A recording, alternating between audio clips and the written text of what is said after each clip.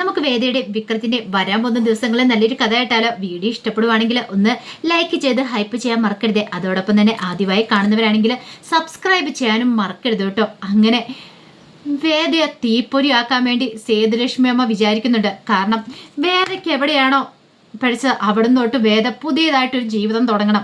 പുതിയ ജീവിതം എന്ന് പറഞ്ഞിട്ടുണ്ടെങ്കിൽ വേദയുടെ ശത്രുക്കളെയൊക്കെ വേദയ്ക്ക് ഇല്ലാതാക്കാനായിട്ട് സാധിക്കണം. വേദ ഒരിടത്തും ഇനി തളർന്നു പോകരുത് എന്നൊരു ചിന്തയോട് കൂടിയിട്ട് സേതുലക്ഷ്മി അമ്മ വേദയ്ക്ക് വേണ്ടിയിട്ട് ആ സഹായം ചെയ്തു കൊടുക്കുകയാണ്. വേദയ്ക്ക് പഠിക്കാൻ വേണ്ടുന്ന സഹായം, അതിന് വേണ്ടുന്ന പുസ്തകങ്ങളും കാര്യങ്ങളും ഒക്കെ ഉള്ളൊരു മുറിയിലേക്ക് വേദയും കൊണ്ട് ചെന്നു. ആ സമയത്ത് വേദയ്ക്ക് എന്ത് ചെയ്യണമെന്ന് അറിയില്ല. വേദ ആ മുറിയിലേക്ക് കയറി അന്തം വിട്ട് നോക്കി നിൽക്കുന്നുണ്ടപ്പം സേതുലക്ഷ്മി അമ്മ പറഞ്ഞു, മോളെ നിനക്ക് ഈ മുറി ധാരാളം മതി. ഇത് കേട്ടിഞ്ഞും വേദ ചോദിച്ചു, അല്ലമ്മേ അമ്മ ഉദ്ദേശിക്കുന്നത് എന്താന്ന് മനസ്സിലായില്ലേ? നീ പഠിപ്പും വിദ്യാഭ്യാസമുള്ള പെൺകുട്ടിയല്ലേ, വക്കീലാവാൻ പഠിച്ച് പ്രാക്ടീസ് ചെയ്തുകൊണ്ടിരുന്നല്ലേ, നിനക്ക് ഇവിടം കൊണ്ട് നിനക്കൊരു പുതിയ തുടക്കം നേടാനായിട്ട് സാധിക്കുമെന്ന് പറഞ്ഞു. വേദയ്ക്ക് കാര്യം മനസ്സിലായില്ല. അതിനുശേഷമാണ് വേദയുടെ കാര്യങ്ങളൊക്കെ പറയണേ. നീ പഠിക്കണം, പഠിച്ച് IPS എടുക്കണമെന്ന് പറഞ്ഞു. നിന്നെ കൊണ്ട് അത് സാധിക്കുമെന്ന് പറഞ്ഞു. നിനക്ക് അതിനുള്ള സാഹചര്യങ്ങളും കാര്യങ്ങളും എല്ലാം ഇവിടെയുണ്ട്. ഇവിടെയാണ് നീയും കുഞ്ഞ് സേഫ് ആയിരിക്കും. ഇപ്പം നീ ഈ തരുണിനോട് സത്യങ്ങളൊക്കെ വിളിച്ചു പറഞ്ഞ് തരുണിൻ്റെ മോളല്ലെന്നത് അറിഞ്ഞു കഴിഞ്ഞിട്ടുണ്ടെങ്കിൽ തരുൺ പിന്നെ നിന്നെ ഇവിടെ നിർത്തില്ല. നിന്നെ മോളെയും കൂടെ ഇറക്കി വിടും. അങ്ങനെ പോയിട്ടുണ്ടെങ്കിൽ നിനക്ക് തെരുവിലേക്ക് ഇറങ്ങേണ്ടി വരും. നിന്റെ മോളുടെ ജീവിതം പോലും സുരക്ഷിതമല്ല. അവളെ നിനക്ക് നന്നായിട്ട് വളർത്തണം എന്നുണ്ടെങ്കിൽ, അവളെ നിന്റെ ആക്കണം എന്നുണ്ടെങ്കിൽ നീ നന്നായിട്ട് പഠിച്ച് നിനക്ക് അതിനുള്ള പവർ വേണം. നിന്റെ വരുതിയിൽ എല്ലാവരെയും കൊണ്ടുവരാനുള്ള പവർ നിനക്കുണ്ടായാൽ മതിയാവുള്ളൂ. അതിനു വേണ്ടിയിട്ട് നിന്നെ കൊണ്ട് സാധിക്കണമെന്ന് പറഞ്ഞു. അത് കേട്ടതും വേദയൊന്ന് ആലോചിച്ചു. വേദയ്ക്ക് തോന്നി ശരിയാണ്, ഈ ഒരു സാഹചര്യത്തിൽ താൻ മോളെയും കൊണ്ട് പുറത്തേക്ക് പോയിട്ടുണ്ട്, തനിക്കൊന്നിനും സാധിക്കില്ല. പക്ഷേ സേതുലക്ഷ്മി അമ്മ പറഞ്ഞ പോലെ കാര്യങ്ങൾ ചെയ്യുവാണെങ്കിൽ ഉറപ്പായിട്ടും തനിക്ക് തൻ്റെ മോളെ സംരക്ഷിക്കാൻ പറ്റും. അത് മാത്രമല്ല തന്നോട് ചെയ്തതിനൊക്കെ തനിക്ക് എല്ലാവരോടും കണക്ക് ചോദിക്കാനും പറ്റും എന്നൊരു ചിന്ത വേദയുടെ മനസ്സിലുണ്ട്. അങ്ങനെ വേദ ആ തീരുമാനത്തിൽ ഉറച്ചു നിന്നു. ഒടുവിൽ വേദ പഠിക്കാനായിട്ട് തീരുമാനിക്കുകയാണ്.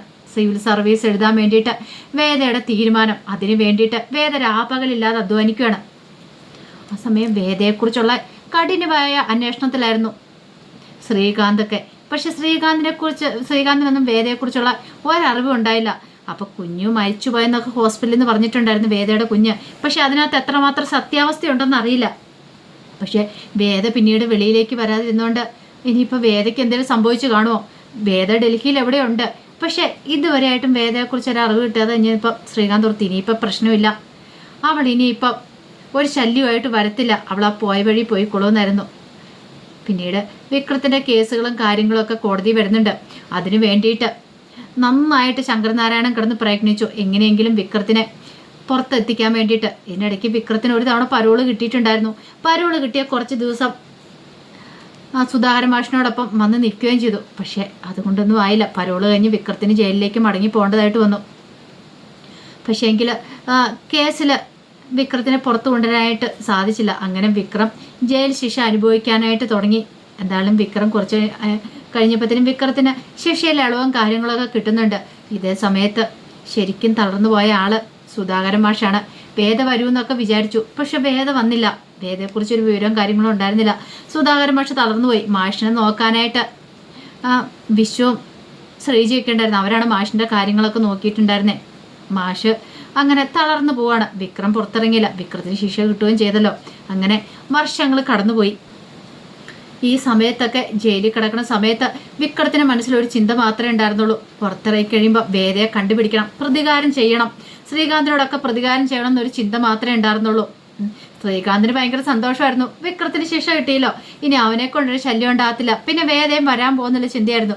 ഈ സമയത്ത് വേദ സിവിൽ സർവീസ് എഴുതി. അങ്ങനെ സിവിൽ സർവീസ് എഴുതി വേദ പാസ്സാകുകയാണ്.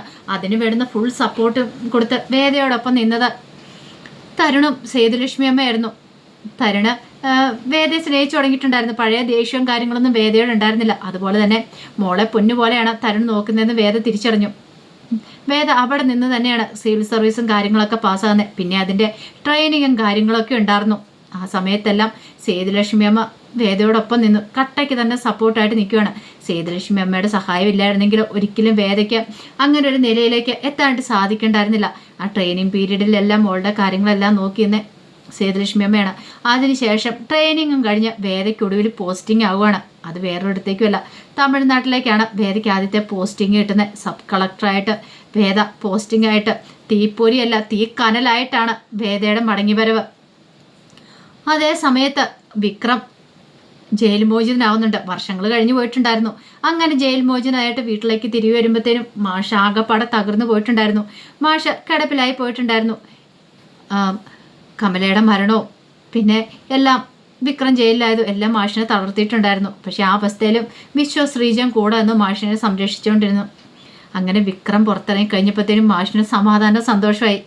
വിക്രം വീട്ടിലേക്ക് വന്നു കഴിഞ്ഞപ്പോഴത്തേനും കിടന്നിരുന്ന മാഷ് വിക്രത്തിനെ കണ്ടു കഴിഞ്ഞപ്പോഴത്തേനും പതുക്കെ എഴുന്നേറ്റു. അങ്ങനെ വിക്രത്തിന്റെ കൈ പിടിച്ച മാഷ് ഒരുമിച്ചിരുന്ന് ആഹാരമൊക്കെ കഴിക്കുന്നുണ്ട്. കുറേ ദിവസങ്ങളായിട്ട് മാഷ് കിടപ്പിലായിരുന്നു. വയ്യാത്തൊരവസ്ഥയിലേക്ക് മാഷ് പോയിട്ടുണ്ടായിരുന്നു. പക്ഷെ മാഷ് എപ്പോഴും പറയായിരുന്നു, ഒരു ദിവസം നീ വന്നതിന് ശേഷം വേദ നമ്മളെല്ലാവരും കൂടെ ഒരുമിച്ച് ഇവിടെ താമസിക്കും എന്നുള്ള കാര്യങ്ങൾ. അങ്ങനെ വിക്രം വന്നു കഴിഞ്ഞിട്ട് വിക്രത്തോട് മാഷ് പറഞ്ഞു, എടാ എത്രയും പെട്ടെന്ന് തന്നെ വേദ എവിടെയാണെങ്കിലും അവളെ കണ്ടുപിടിക്കണം. കാരണം കമലയുടെ ആഗ്രഹമാണ് വേദ വിക്രം കൂടെ പോയിട്ട് വേണം ആ ചിതാഭസ്മം കൊണ്ട് ഒഴുക്കാനെന്ന്. ആ ചിതാഭസ്മം സൂക്ഷിച്ചു വെച്ചിരിക്കുകയാണ്. ഇതുവരെയായിട്ടും അത് നിർമ്മാർജ്ജനം ചെയ്തിട്ടുണ്ടായിരുന്നില്ല. കാരണം കമല കുറച്ച് കാര്യങ്ങളൊക്കെ പറഞ്ഞ് ഏർപ്പാടാക്കിയിട്ടുണ്ടായിരുന്നു. കർമ്മങ്ങളൊന്നും കമലയുടെ ചെയ്തതുമില്ല. ആ ചിതാഭസ്മം ഒഴുക്കണമെങ്കിൽ അത് വേദയും കൂടെ വേണമെന്ന്. അതുകൊണ്ട് അത് മാഷ് സൂക്ഷിച്ചു വെച്ചു. മാഷിനറിയാം ഇന്നല്ലെങ്കിൽ നാളെ വേദ വരുമെന്നുള്ള കാര്യം. ഒരു പക്ഷേ വിക്രം പുറത്തിറങ്ങി എന്നറിഞ്ഞിട്ടുണ്ടെങ്കിൽ വേദയ്ക്ക് വരാതിരിക്കാൻ പറ്റില്ല എന്ന്. പിന്നീട് വിക്രം പുറത്തിറങ്ങിയ കാര്യം ശ്രീകാന്ത് അറിയണം. ശ്രീകാന്തിനറിയാം വിക്രം പുറത്തിറങ്ങിയിട്ടുണ്ടെങ്കിൽ ഇനി അടങ്ങിയിരിക്കില്ല എന്നുള്ള കാര്യം. വിക്രത്തിന് വെറുതെ വിടാൻ പറ്റുമോ? ശ്രീകാന്തിനെ, ചന്ദ്രശേഖരനെ, അതുപോലെ തന്നെ അനിയൻകുട്ടനെയൊക്കെ കൊന്നതിൻ്റെ പക പോരാത്തിന് ശിക്ഷയെ അനുഭവിച്ചില്ലേ വിക്രം. അപ്പോൾ പിന്നെ വിക്രം പുറത്തിറങ്ങി കഴിഞ്ഞ് ഇപ്പം തന്നെ ശ്രീകാന്തിനെ കാണാനായിട്ട് പോകുന്നുണ്ട്. പ്രതികാരം ചെയ്യണമല്ലോ. അങ്ങനെ ശ്രീകാന്തിനെ തല്ലി ഒരു പരുവാക്കുന്നുണ്ട് വിക്രം. ശ്രീകാന്തിൻ്റെ കിട്ടാവളം നല്ലവണ്ണം തന്നെ കിട്ടി. വെറുതെ വിടില്ല എന്ന് പറഞ്ഞു ശ്രീകാന്തിനോട്. നിന്നെ പൂട്ടാനായിട്ട് ഞങ്ങൾ വരും, ഞാൻ മാത്രമല്ല അവളും വരുമെന്ന് പറഞ്ഞു. ഇതിൻ്റെ ഇടയ്ക്ക് വിക്രം വേദയെക്കുറിച്ചൊരു അന്വേഷണമൊക്കെ നടത്തുന്നുണ്ട്. പക്ഷേങ്കിൽ വേദയെക്കുറിച്ച് ഒരു വിവരം ഉണ്ടായിരുന്നില്ല. അങ്ങനെ ഇരിക്കുമ്പോഴാണ് പിന്നീട് വിക്രം ആ കാര്യങ്ങൾ അറിയണേ. വേദയെക്കുറിച്ച് കളക്ടർ, സബ് കളക്ടർ, പുതിയ സബ് കളക്ടറെ കുറിച്ചുള്ള വാർത്തകളൊക്കെ, തമിഴ്നാട്ടിലെ ചില വാർത്തകളൊക്കെ വിക്രം കാണുവാണ്. അങ്ങനെ വിക്രം ആ കാഴ്ച കാണുന്നത് വേദയാണെന്നുള്ള സത്യങ്ങളൊക്കെ തിരിച്ചറിയാണ്. വിക്രത്തിന് വിശ്വസിക്കാൻ പോലും പറ്റിയില്ല. ആ സമയത്ത് വേദ തീപ്പൊരിയായി മാറിയിട്ടുണ്ടായിരുന്നു. വേദ എല്ലാവർക്കും പേടിയായിരുന്നു. കാരണം ഗുണ്ടകളെയൊക്കെ ഒരു ദാക്ഷിണ്യം കൂടാതെയായിരുന്നു വേദ അവരോട് പെരുമാറിയിട്ടുണ്ടായിരുന്നത്. കാരണം കർശനമായ നിയന്ത്രണങ്ങളും കാര്യങ്ങളൊക്കെ ആയിരുന്നു വേദ കൊണ്ടിരുന്നത്. അങ്ങനെ വേദ പെട്ടെന്ന് തന്നെ ഫേമസ് ആയി. ഒടുവിലാണ് ശ്രീകാന്ത് ഈ കാര്യം അറിയണേ. വേദ പഴയ വേദയല്ല, അവളിപ്പോൾ കളക്ടറാന്നുള്ള കാര്യം. എന്താണെങ്കിലും വേദ തിരികെ കേരളത്തിലേക്ക് തന്നെ കളക്ടറായിട്ട് വന്ന് ചാർജ് എടുക്കുന്നുണ്ട്. ഇനി വിക്രം വേദയും തമ്മിൽ കണ്ടുമുട്ടും. അതിൻ്റെ കഥകളൊക്കെയാണ് കാണാൻ പോകുന്നത്. പക്ഷെ അതിനകത്ത് ഏറ്റവും വലിയ ട്വിസ്റ്റ്, ഒരു മോളുണ്ടെന്നുള്ള കാര്യം വിക്രം എപ്പോഴും അറിഞ്ഞിട്ടില്ല. വേദയ്ക്കുന്ന എനിക്കൊരു മോളുണ്ടെന്നുള്ള കാര്യം തരുണ്ട മോളായിട്ടാണ് ഇപ്പോഴും വളർന്നുകൊണ്ടിരിക്കുന്നത്. ആ സത്യങ്ങളൊന്നും വേദ പറഞ്ഞിട്ടില്ല. അത് പറയാനായിട്ട് സമയമായിട്ടില്ല. കാരണം കുറച്ച് ജോലിയും കൂടെ ബാക്കിയുണ്ട്. അതിനുശേഷം പറയാമെന്ന് ഓർത്താ. എന്നാണെങ്കിലും അധികം വൈകാതെ അവർ തമ്മിൽ കണ്ടുമുട്ടും. സത്യങ്ങളൊക്കെ പുറത്തു വരികയും ചെയ്യും. അതിൻ്റെ കഥകൾക്കായി നമുക്ക് എല്ലാവർക്കും കാത്തിരിക്കാട്ടോ. ഒരിക്കൽ കൂടി എല്ലാവർക്കും ശുഭദിനം നേർന്നുകൊണ്ട് നിർത്തുന്നു. നന്ദി.